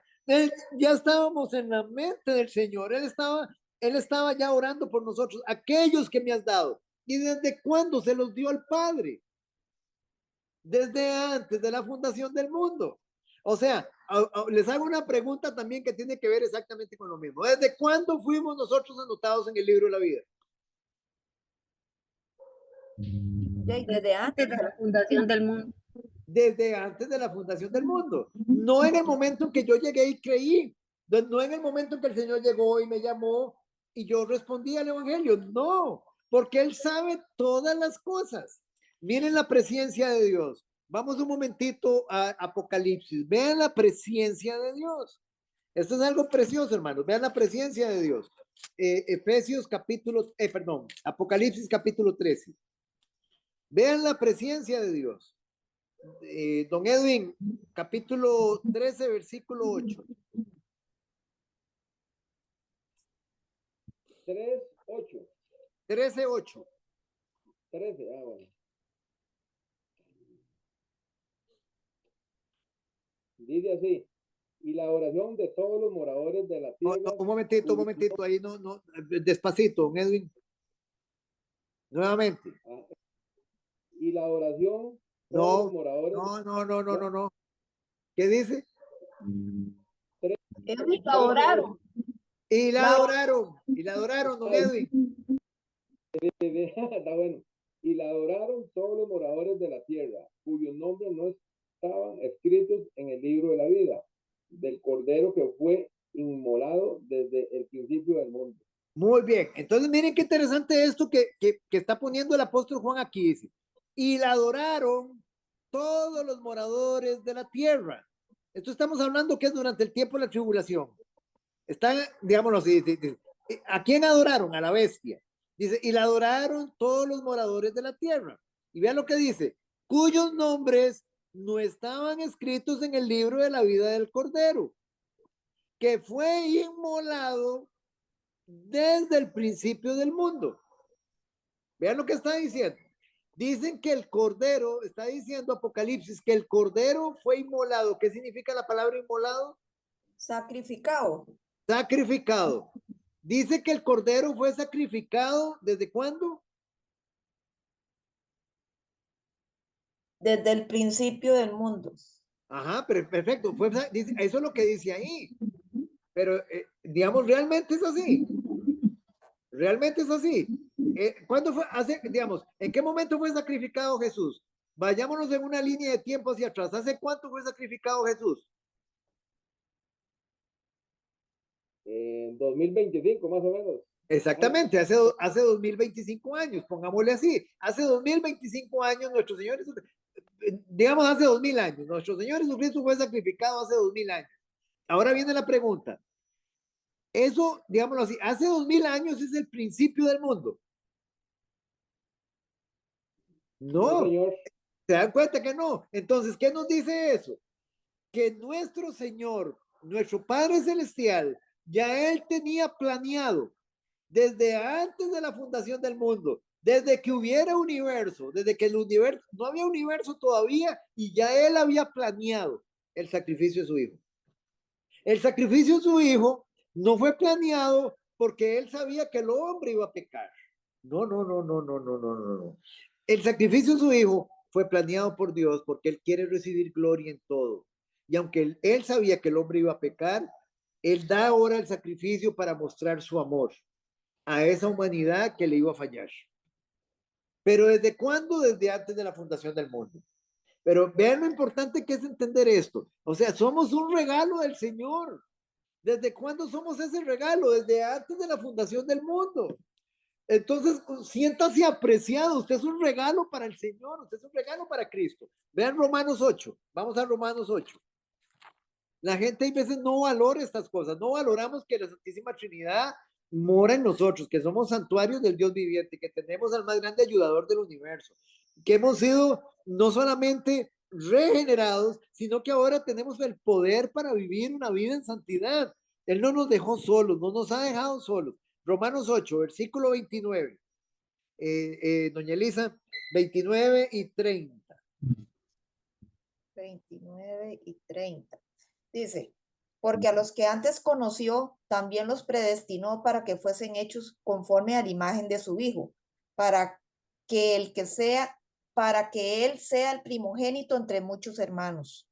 Y a los que predestinó, a estos también llamó. Y a los que llamó, a estos también justificó. Y a los que justificó, a estos también glorificó. Muy bien. Vamos a ver, parece, ahí ustedes lo ven como así, como un trabalengua. No, no, hermano, no es un trabalengua. Vamos despacio. Porque a los que antes conoció, ¿en qué momento? ¿En qué momento nos conoció? Antes de la fundación. Antes de la fundación del mundo ya nos conocía. Hermano, qué lindo. O sea, ni siquiera había universo. Ya el Señor conoce a Chari. Ya el Señor conoce a doña Marcela, conoce a Nelis. Desde no hay universo todavía, ya conoce a Juan Carlos, me conoce a mí. Estamos en la mente de Dios desde antes de la fundación del mundo. Y desde antes de la fundación del mundo ya el Señor nos entregó como un regalo a su Hijo. Hermanos, esto es precioso, es maravilloso. Y vean lo que dice, a los que antes conoció, también los predestinó. ¿Qué significa esa palabra predestinó? La palabra sí, perdón. No sé si está bien, ¿ese escogió o no? No, la palabra predestinó tiene que ver con lo predeterminar. Nos predeterminó para algo. Él a cada uno de nosotros nos ha predeterminado para algo. Una cosa es que Él ya respondimos a su llamado, ya le pertenecemos a Él, ya somos un regalo para el Hijo, pero ahora Él nos predestina, nos predetermina para algo. Hay un plan de Dios en la vida de cada uno de nosotros. ¿Cuál es ese predeterminar que Él tiene para nosotros? El primero de todos, este es el plan de Dios para cada uno de sus hijos. Ser hecho conforme a la imagen de su Hijo. Ese es el plan de Dios, que seamos hechos conforme a la imagen de su Hijo. O sea, nosotros tenemos que ser el reflejo, la imagen, la representación de su Hijo. Ven el punto, hermano. Usted es un creyente, usted representa a su Hijo. Usted es un creyente, usted es un hijo de Dios, representa el carácter de Dios, la santidad de Dios, el amor de Dios, la paz de Dios, la paciencia de Dios. Ven el punto, hermano. O sea, no hay lugar a ver a un creyente carnal completamente, digámoslo así, viviendo una vida como si no hubiera pasado, como si nada hubiera pasado. Porque el plan de Dios aquí lo tienen. Ustedes lo pueden ahí en su Biblia poner en el versículo 29. Este es el plan de Dios. ¿Cuál es el plan de Dios? Sí, dígame. Una pregunta. Sí, señora. Por ejemplo, uno conoce una persona que ama a Dios, que quiere hacer su voluntad y de todo, pero digamos que está en un pecado. Ajá. Pero para esa persona no representa que en sí que es un pecado, o quizás tal vez por tener una tranquilidad, como quien dice, lo adornan ahí. Y esa persona se muere, entonces no es salva, no es no, aunque no, amar a Dios. no, es que muy, vea, vamos a poner un caso, vea. Nosotros lo que tenemos que entender es que cuando una persona está en una práctica de pecado continua, no lo ha soltado, ahí está en esa práctica, está en un pecado voluntario, está con el puño abierto desafiando a Dios. Digamos, ella está rechazando a Dios, esa persona está rechazando a Dios. O sea, ¿Cómo voy a decir yo que lo amo si no estoy dispuesto a hacer su voluntad? Amo más mi pecado, el pecado es mi ídolo. Yo convertí ese pecado en un ídolo y está por encima de Dios. Vamos a poner un caso, así para que ustedes lo entiendan más fácilmente. O sea, usted puede creer en el Dios verdadero, pero no ser ese Dios verdadero el que controla su vida. Puede ser un ídolo el que controla su vida. Vamos a poner un caso, el caso de los católicos, por ejemplo. En el caso de los católicos, ellos adoran al verdadero Dios. Sí, ellos lo adoran. Ellos creen en el Padre, el Hijo y el Espíritu Santo. Ellos lo creen, ellos lo adoran. Pero también adoran a María. También adoran a los santos, también al Papa. Entonces, ¿cuál es el punto acá? Y muchas veces adoran más a uno de los otros porque sienten que un santo, que San Pancracio, que San Antonio, que San Martín de Porres, que el Padre Pío, que la Virgen, o sea, digamos un ejemplo, les da a ellos más que el verdadero Dios.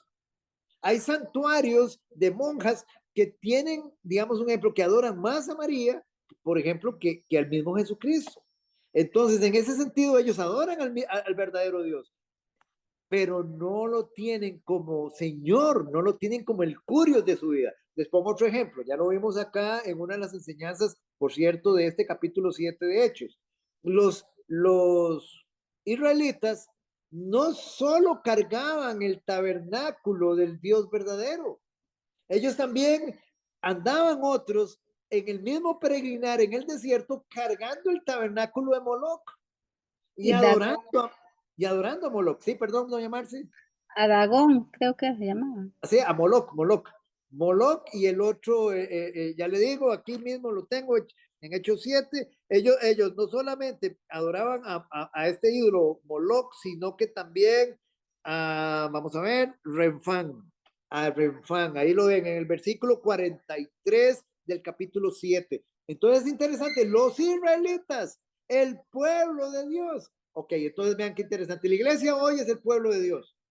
Pero en la iglesia, en el pueblo de Dios, hay gente que está adorando no solo a ese verdadero Dios, sino que también adoran a otros dioses. ¿Cuáles son esos otros dioses? Ya no son los mismos de la antigüedad, son dioses modernos. ¿Qué dioses? Y no porque sean dioses, sino porque controlan su vida. Adoran al Facebook, adoran las redes sociales, adoran a un equipo de fútbol, adoran los juegos de azar. Esos son los dioses modernos de hoy. ¿Me entienden el punto? Aparte del Dios verdadero. Entonces ahora viene la pregunta. ¿Son salvos? Son salvos. Están en una práctica de pecado. No son salvos. No son salvos. Y se los digo, no son salvos porque están en una práctica voluntaria. Vean lo que dice Pablo en Romanos 1, versículo 18. ¿Qué dice? La ira de Dios se revela desde el cielo contra toda impiedad e injusticia de los hombres que detienen con injusticia la verdad. Entonces, vamos a poner un caso. ¿A qué se está refiriendo el apóstol Pablo? Dice que una persona que esté en un pecado de impiedad o en un pecado de injusticia, ¿qué es un pecado de impiedad y qué es un pecado de injusticia? Un pecado de impiedad, ya lo hemos hablado. ¿Qué es un pecado de impiedad? ¿Qué sería un pecado de impiedad? Una impiedad. Es Oscar, todo aquel pecado. Sí, Elisa, diga. no, yo siento que de piedad, dice usted, o impiedad. Impiedad. No. Pensé que era de piedad. Ok. Un pecado, una impiedad es todo aquel pecado que es directamente en contra de Dios. Entonces, en este caso, ¿qué es una impiedad? Un ídolo. Tener un ídolo es una impiedad. Es una impiedad. Si yo ahorita tengo un ídolo, por ejemplo, si mi confianza está puesta en las riquezas, si yo soy una persona que soy avara, yo tengo, digámoslo, si estoy en un pecado de idolatría, estoy en una idolatría, entonces eso es un pecado de impiedad contra Dios. Pero ¿qué sería un pecado de injusticia? Es cuando es contra los hombres. Es cuando mi pecado es contra los hombres. Entonces, está la impiedad, que es vertical, y la injusticia, que es horizontal. La injusticia es contra el prójimo, la impiedad es directamente contra Dios. Y entonces, me qué interesante.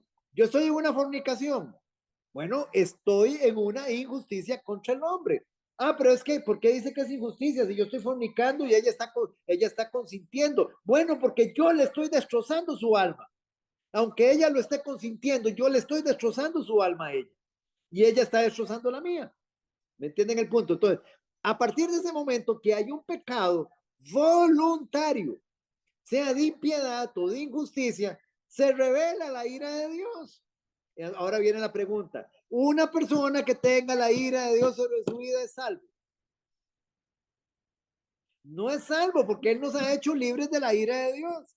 Entonces no es salvo. Ahora, vean en Romanos 1, ahí Él continúa diciendo que Él va a hacer, digamos, un ejemplo, una persona que está abiertamente con un pecado, sea de impiedad o sea de injusticia, está abiertamente lo que está contra Él, lo que está haciendo es rechazando a Dios. Y al rechazar a Dios, Dios va a dar un tiempo. Él da un tiempo en su gracia común. Él da un tiempo, pero llega un momento en que el Señor dice: ah, no, este hombre persiste enconadamente, obstinadamente en su alcoholismo, en su fornicación, en su adulterio, en su homosexualidad. Entonces, ¿qué hace el Señor? Lo entrega judicialmente. Esa entrega es un juicio de Dios. ¿Y a dónde lo entrega? Ya lo vimos nosotros. Lo entrega ¿a qué? Al pecado sexual. Es la primera entrega que hace Dios. Entonces esa persona que está en ese pecado ya no solo va a estar en el alcoholismo, sino que ya empieza a corromperse sexualmente.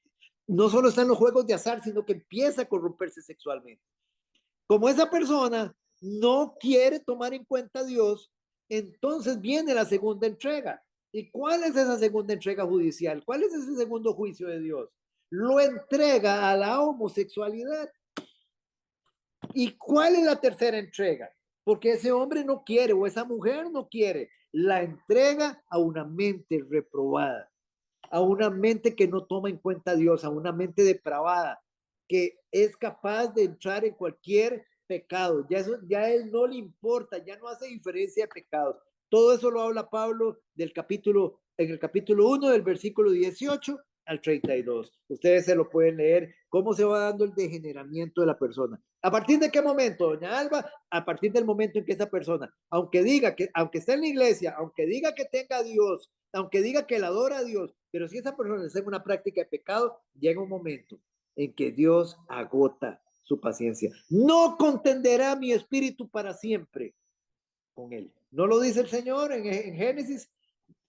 ¿A qué espíritu se está refiriendo? A su Espíritu Santo. Vamos a poner un caso. Hoy los impíos tienen al Espíritu Santo contendiendo ahí.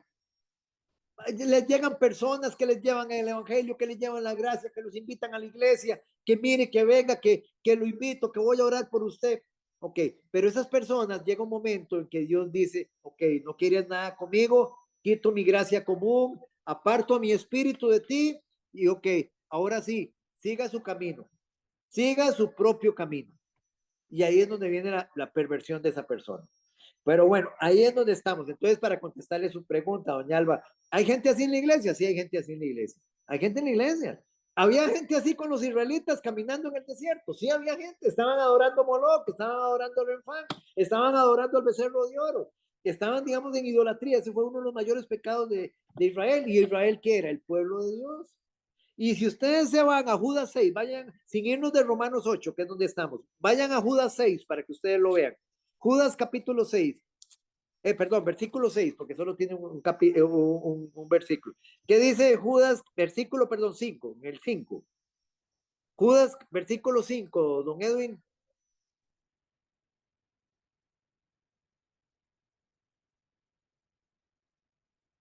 Recuérdense, Israel es el pueblo de Dios y Dios lo sacó de la esclavitud de Egipto. Lo sacó para llevarlo a la tierra prometida. Y vean lo que sucede en este versículo 5. ¿Qué dice? Sí, señor. 5. Vamos a ver.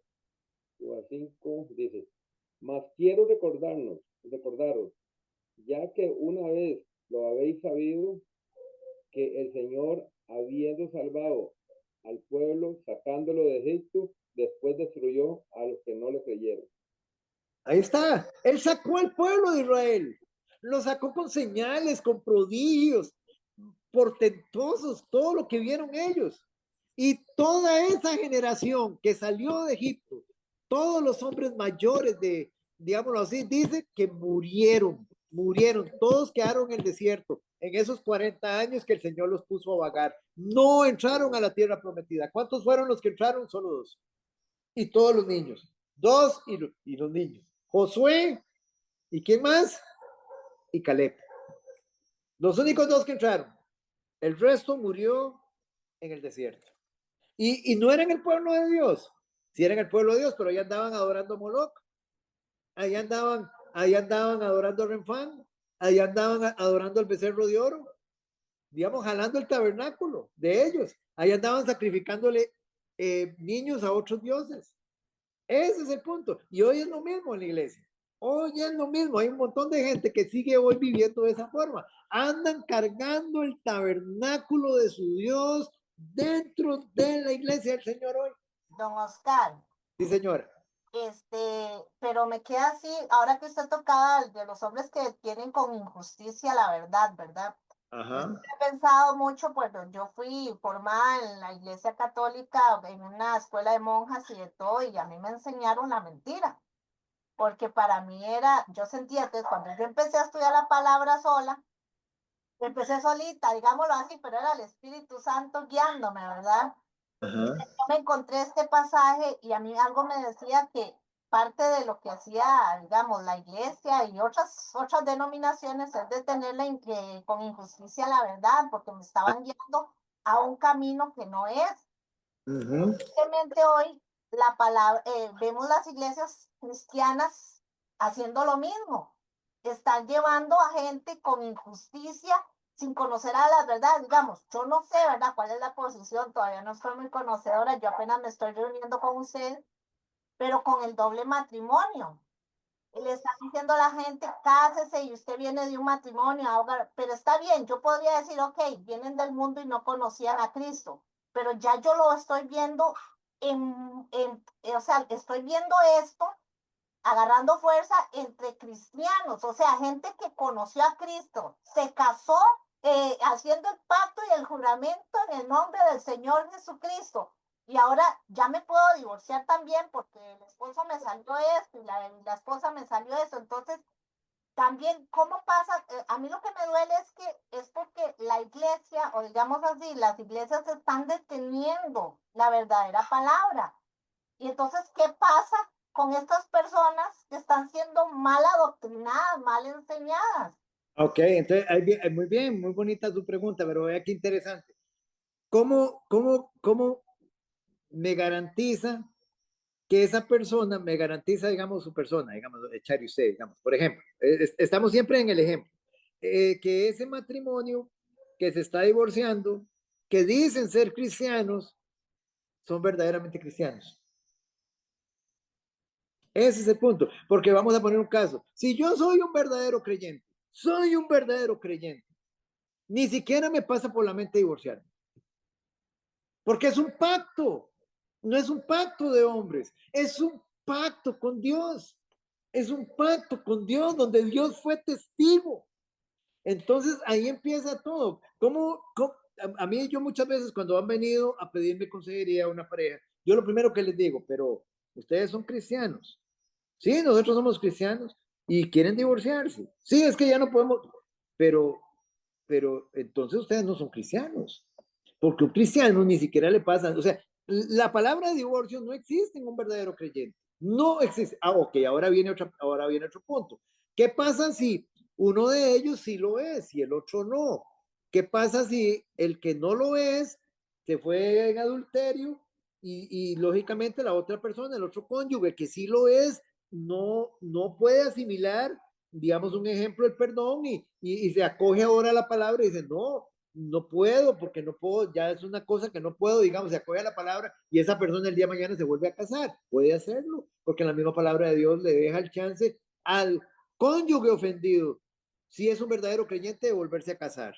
Y al cónyuge ofensor, aquí está el punto, si era un verdadero creyente que puede fallar, digamos un ejemplo, entonces hay dos cosas que van a pasar. Si era un verdadero creyente, el cónyuge ofensor, una, él se va a arrepentir de todo corazón. Va a arrepentirse de todo corazón. Le va a pedir perdón al Señor pero no puede casarse. No puede casarse. O va a buscar el perdón de su cónyuge. Va a buscar el perdón de su cónyuge para él, para que Dios le restaure su relación de matrimonio, si el cónyuge no se ha casado. Pero digamos un ejemplo, pero el asunto es que la iglesia está llena de personas que dicen ser cristianas y no lo son. Y si quieren una muestrita de eso, ustedes se van, por ejemplo, al libro de Apocalipsis, al capítulo 3, y ahí dice en el versículo 1, alguien que me lo lea ahí, doña Elisa, capítulo 3, versículo 1 de Apocalipsis, ¿qué dice? 3:1 dice, vamos a ver, 3:1. Escribe al ángel de la iglesia en Sardis, el que tiene los 7 espíritus de Dios y las 7 estrellas, dice esto: yo conozco tus obras, que tienen nombre de que vives y estás muerto. El apóstol Juan está en el libro de Apocalipsis. Las iglesias representan una época de la historia de la iglesia. Cada una de las iglesias que aparecen ahí, de esas 7 iglesias, representan un periodo de la historia de la iglesia. Esta iglesia de Sardis es la que está antes de la iglesia de la Odisea. O sea, la iglesia de la Odisea es la que estamos viviendo hoy nosotros. Pero dice en la iglesia de Sardis, que es la que estaba antes, y es el Señor Jesucristo hablando de la iglesia, dice: yo conozco tus obras, que tienen nombre de que vives y estás muerto. ¿Qué significa que tiene nombre de que vives? Tienes nombre de cristiano. Te llamas cristiano.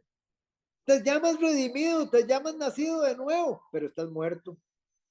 Está en la iglesia y se lo está hablando a la iglesia. Entonces, ¿qué quiere decir eso? Hay un montón de personas en la iglesia que están muertas. No han nacido de nuevo. Ese es el problema. Ahora, ¿qué pasa con esas personas que están recibiendo una falsa doctrina? Bueno, hay 2 cosas que pasan. Una, hay un gran juicio para el falso maestro, para él, pero también las personas que lo están recibiendo, ellos quieren oír eso que ese falso maestro les está dando. Están complacidos, tienen su mirada puesta en ellos mismos y no en Dios. Buscan la gloria del hombre y no la gloria de Dios. Entonces están tan condenados como el falso maestro. Si usted es una persona que está buscando a Dios de todo corazón y está en una falsa doctrina, Dios la va a sacar de ahí. La va a sacar de ahí y la saca. La saca. Él mismo dice, vamos a ver, me parece que es en 2 Corintios capítulo 7, dice: salid en medio de ella, pueblo mío. Salid en medio de ella, pueblo mío. ¿Qué quiere decir eso? El Señor tiene pueblo en otras iglesias, en otras denominaciones ahorita, y Él las va a sacar. Aquellas que están buscando de todo corazón, el Señor los va a sacar de ahí y los va a traer a su rebaño. Esa es la promesa de Él. Bueno, volviendo entonces al capítulo 8 donde estábamos. A los que antes conoció también los predestinó para que fuesen hechos conforme a la imagen de su Hijo.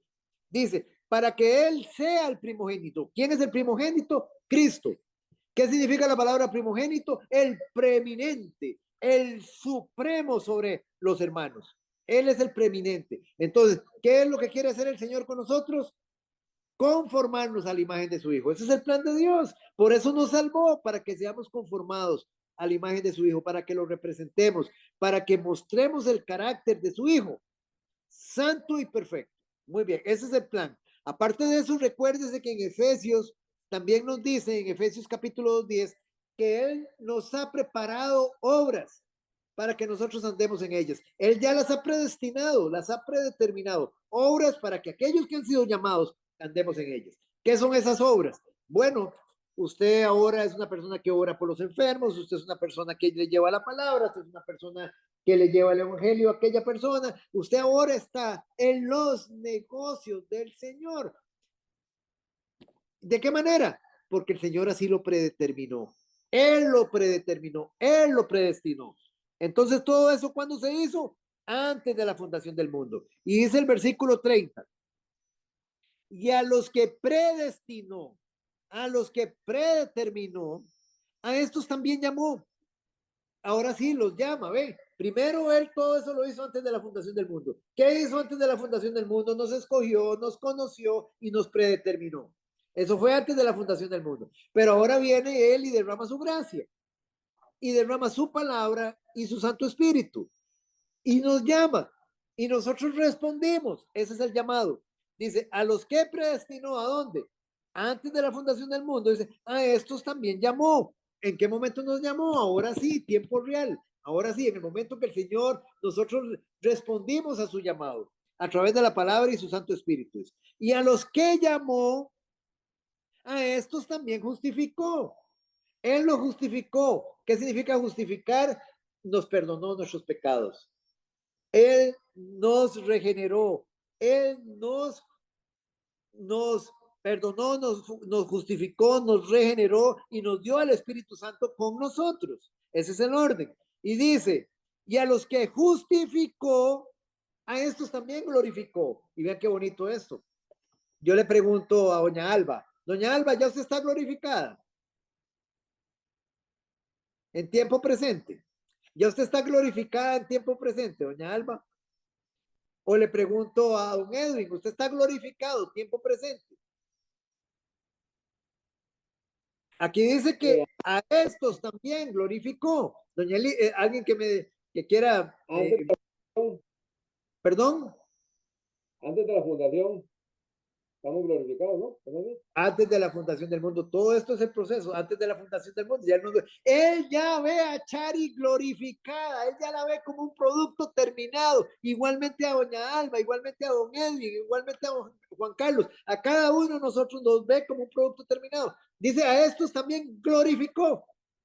Lo ve en tiempo presente, pero yo no estoy glorificado todavía, porque mi cuerpo no ha sido redimido. Yo no he partido a su presencia todavía, pero ya Él me ve glorificado. ¿Desde cuándo? Desde antes de la fundación del mundo, ya Él conoce mi recorrido. Y esto es maravilloso, hermanos. Esto es lo que nosotros no valoramos. Debemos de apropiarnos de todo eso. ¿Cómo vamos a estropear un plan que ya Dios tiene con nosotros? Ya Él lo tiene. Ya Él no tiene nada. Por eso a mí me hace mucha gracia cuando hay personas que dicen que la salvación se pierde. La salvación no se puede perder. O sea, esas personas que ustedes ven que estaban en la iglesia y se fueron al mundo, no es que se perdió la salvación, es que nunca la tuvieron, nunca la tuvieron. Son de esos muertos que tenían nombre de que viven, pero no es que la perdieron, porque la salvación, Dios está viendo salvo a cada uno de nosotros desde antes de la fundación del mundo, desde el momento en que nos escogió, nos entregó como un regalo a su Hijo y siguió todo el proceso, nos llamó, nos predeterminó, nos justificó, nos regeneró, nos santificó, nos glorificó. Todo eso es un proceso terminado del Señor en la vida de un creyente. Vean ustedes, Juan capítulo 10, vamos a Juan 10, un momentito, para que vean esto mismo. Juan capítulo 10. Por eso, esta es la seguridad que cada uno de nosotros tenemos. Versículo 27, Juan 10, 27 y 28, doña Elisa, al 29, del 27 al 29, doña Elisa. Oigan, a ver, vamos a ver si la salvación se pierde. Miren que ustedes que esto ya es desde la eternidad. Dice, mis ovejas oyen mi voz y yo las conozco y me siguen.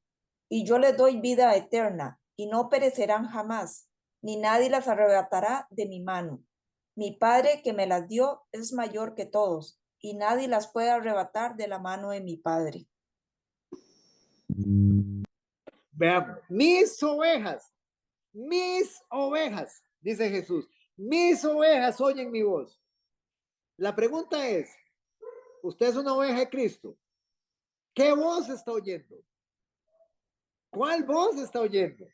Porque si usted oye la de Cach Luna, no está oyendo la voz de Dios.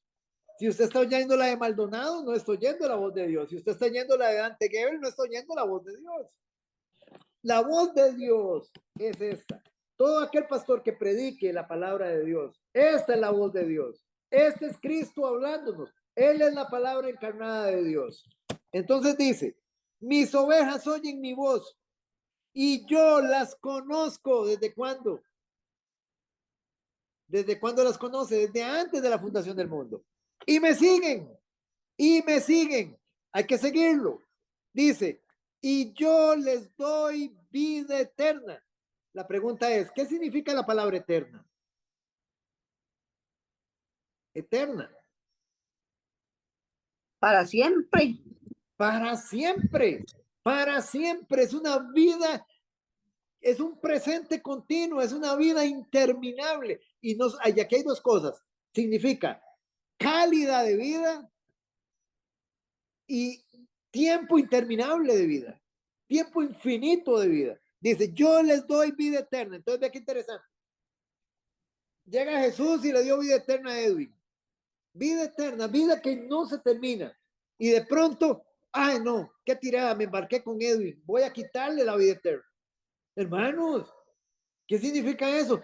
Significa entonces que Dios no lo conoció, que Dios no lo escogió, que Dios no lo apuntó en el libro de la vida, que el Señor nunca lo llamó, nunca lo predestinó, que el Señor nunca lo justificó, nunca lo regeneró, nunca lo adoptó, nunca lo santificó y nunca lo glorificó. Entonces, el Señor va a echar todo para acá, lo voy a desglorificar, lo voy a desantificar, desregenerar, desredimir.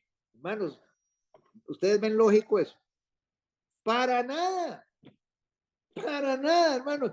Ustedes, desde el momento que ustedes aceptaron a su Señor Jesucristo como su Señor y Salvador y se rindieron completamente a Él, a su señorío, pusieron su confianza en Él, pasa lo siguiente: yo les doy vida eterna y no perecerán jamás, y no perecerán jamás, ni nadie las arrebatará de mi mano. ¿Quién es Jesús? El creador del universo, el sustentador del universo. Hermanos, ayer lo veíamos en la prédica. Él es el que creó todas las cosas. Uno se imagina solo lo que uno está viendo acá, hermanos, pero Él creó las galaxias, las estrellas, Él creó la inmensidad del universo. Y Él dice que estamos en la mano de Él, en la mano de nuestro Creador, de nuestro Señor y Salvador, y nadie nos va a arrebatar de la mano de Él. Mi Padre que me las dio. Nuevamente, ve, mi Padre que me las dio como un regalo. ¿En qué momento se las dio el Padre? ¿En qué momento? Antes de la fundación del mundo. Es mayor que todos y nadie las puede arrebatar de la mano de mi Padre. Estamos en las manos del Padre y en las manos del Hijo. ¿Quién es más grande que ellos, hermanos, para podernos arrebatar de la mano de Él? Esa es la seguridad que tenemos. Esa es la seguridad que tenemos todos aquellos que hemos nacido de nuevo. Entonces, ¿cómo podemos seguir en una práctica pecado si somos creyentes? Bueno, la única forma de seguir es estando muertos y teniendo nombre de que vivimos. Es la única forma. Oscar, Digamos, pero sí, diga. como el poeta que dice, yo y el Padre uno somos. Yo y el Padre uno somos.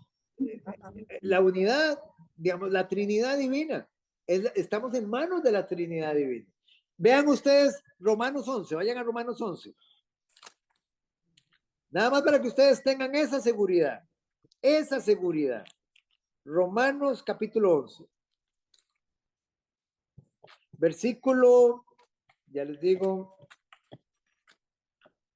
versículo 29. Don Edwin, póngale atención a este. 11:29. Ajá. Porque irrevocables son los dones y el llamamiento de Dios. Porque irrevocables, oiga, irrevocables son los dones y el llamamiento de Dios. Entonces vamos a poner un caso. Hablemoslo así. El arrepentimiento, la fe, hablemos de la fe. La fe, ¿qué es la fe? ¿Qué es la fe? Es un don de Dios. La fe es un don de Dios. Sí. Sí, es un don de Dios. La fe es un don de Dios. Eso lo dice Efesios capítulo 2, versículo 8. La gracia es un don de Dios. La salvación es un don de Dios. El arrepentimiento es un don de Dios. La adopción es un don de Dios. La glorificación es un don de Dios. La justificación es un don de Dios. La santificación es un don de Dios. La redención es un don de Dios. Todos estos son dones de Dios. Porque irrevocables son los dones de Dios. Si usted los recibió, es irrevocable. Es irrevocable. Nadie se los puede quitar. Ahora dicen ustedes, pero entonces aquel que tenía como 30 años y yo lo vi, de estar en la iglesia y yo lo vi que se fue al mundo. Vamos a 1 Juan capítulo 2. 1 Juan capítulo 2. ¿Cómo explica eso? ¿Cómo explica eso, pastor? Él estuvo 30 años y recibió la palabra y todo. Yo estaba ahí, yo estaba cuando él llegó, hizo la oración. Vean lo que dice el versículo, capítulo 2, versículo 19. Doña Elisa, capítulo 2, versículo 19 de 1 Juan. Dice, salieron de nosotros, pero no eran de nosotros, porque si hubiesen sido de nosotros, habrían permanecido con nosotros, pero salieron para que se manifestase que no todos son de nosotros. Clarito, ¿verdad? Hay muchos que están en la iglesia que no son de nosotros. Eso es lo que dice el apóstol Juan. Salieron de nosotros, se fueron al mundo, pero no eran de nosotros, no eran cristianos verdaderos, porque si hubiesen sido de nosotros, habrían permanecido con nosotros. Pero salieron para que se manifestase que no todos son de nosotros. No todos los que están en la iglesia le pertenecen al Señor. No todos. Tienen nombre de que viven, pero están muertos. Hay muchos que están así en esa situación. Esa es una verdad. Hermano, yo no quisiera eso, pero eso es una verdad. Digamos, de hecho, la palabra de Dios habla mucho. Pero es que mire, que ahí en Hebreos hay unos que dicen que en Hebreos, en el capítulo 6, ya les digo, en el capítulo 6 dice, porque es imposible, capítulo 6, versículo 4 de Hebreos, porque es imposible que los que una vez fueron iluminados y gustaron del don celestial y fueron hechos partícipes, vea pastor, fueron hechos partícipes del Espíritu Santo y asimismo gustaron también de la buena palabra y de Dios y de los poderes del siglo venidero y recayeron, sean otra vez renovados para arrepentimiento, crucificando de nuevo, dice, para sí mismos al Hijo de Dios y exponiéndolo a vituperio. Se da cuenta, pastor, estaban adentro, mire, eran partícipes del Espíritu. Rápidamente lo vamos a explicar. Porque es imposible que los que una vez fueron iluminados. Una cosa es tener luz, una cosa es ser iluminado y otra cosa es nacer de nuevo. Son dos cosas diferentes. Hay mucha gente que sabe mucho, hay teólogos que saben mucho, los sacerdotes tienen mucha luz, los de la Iglesia Católica tienen luz, han estudiado, han sido iluminados, gustaron del don celestial, lo probaron, lo degustaron, pero no lo comieron. Fueron hechos partícipes, y busquen esa palabra partícipes del Espíritu, busquen la palabra partícipes. Una cosa es ser participante del Espíritu y otra cosa es tener comunión con el Espíritu. Son dos cosas. Yo puedo estar participando de algo, pero no tener comunión con eso. ¿Cuántas veces nosotros hemos ido a un entierro de un católico y vamos y nos esperamos ahí afuera? Estamos participando de un entierro católico, pero no estamos teniendo comunión con ellos. ¿Cierto o no? Bueno, es lo mismo.